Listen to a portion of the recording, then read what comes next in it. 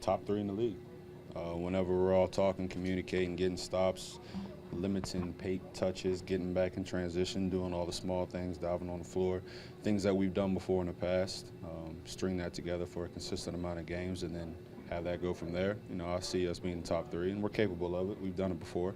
We've been in the top, tier on the defensive end of the ball, but we just haven't done it in a long time. Kyle and DeMar have carried the offense, obviously. How conscious are some of the role players, so-called role players, about stepping up and providing them a bit of relief at times? We all know our role.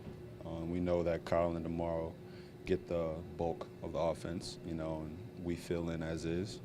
So defense, transition, hitting shots whenever we do get our touches, making plays, and making life easier for them, offensively and defensively. We know our roles, we know what we have to do, and we got to do better. We got to do a lot better. We got to give Kyle and DeMar an outlet on the offensive end. We have to relieve pressure on them.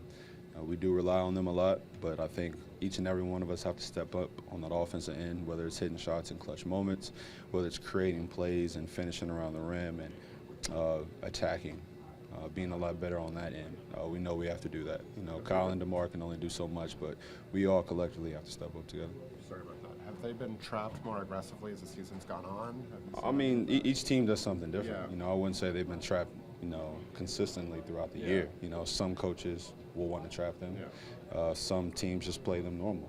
They show, they wall, they leave, the guard out on the island with them and have them create. Some teams load more to them. Each team does something different.